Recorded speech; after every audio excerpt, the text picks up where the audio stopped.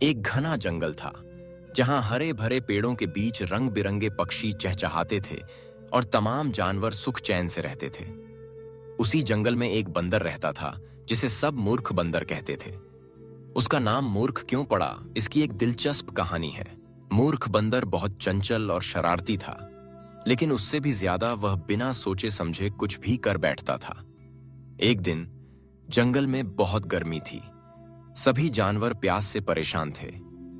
तभी मूर्ख बंदर ने देखा कि एक पेड़ के नीचे एक घड़ा रखा है जिसमें पानी भरा है।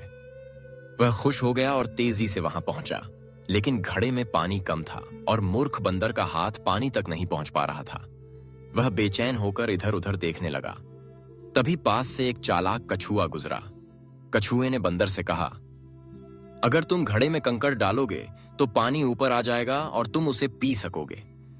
मूर्ख बंदर को यह उपाय अच्छा लगा, लेकिन उसने बिना समझे बूझे बड़े बड़े पत्थर उठाकर घड़े में डालने शुरू कर दिए।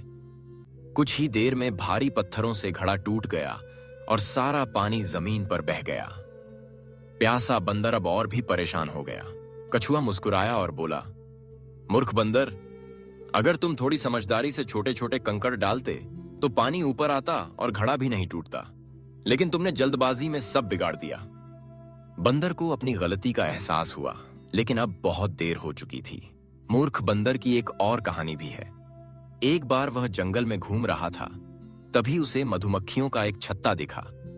छत्ते पर ढेर सारी मधुमक्खियां मंडरा रही थीं। बंदर की नजर छत्ते पर लगे मीठे शहद पर पड़ी और उसका मन ललचा उठा।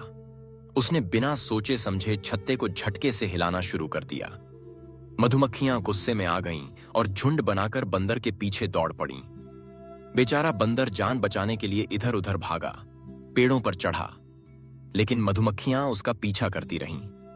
आखिरकार वह एक तालाब में कूदकर ही अपनी जान बचा सका। इन घटनाओं से जंगल के सारे जानवरों ने एक बात सीख ली, बिना सोचे समझे कोई भी काम नहीं करना चाहिए, वरना नुकसान ही होता है। मूर्ख बंदर की मूर्खता सबके लिए एक सबक बन गई। धीरे धीरे उसने भी समझदारी से काम लेना सीख लिया और अब वह हर काम सोच समझकर करने लगा। हम सबको भी मूर्ख बंदर की कहानी से यही सीख लेनी चाहिए कि जल्दबाजी और बिना सोच विचार के किए गए काम हमेशा मुसीबत का कारण बनते हैं। अगर आपको यह कहानी पसंद आई हो तो हमारे चैनल को जरूर सब्सक्राइब करें। यहाँ आपको ऐसी ही मजेदार और शिक्षाप्रद कहानियां मिलती रहेंगी। धन्यवाद।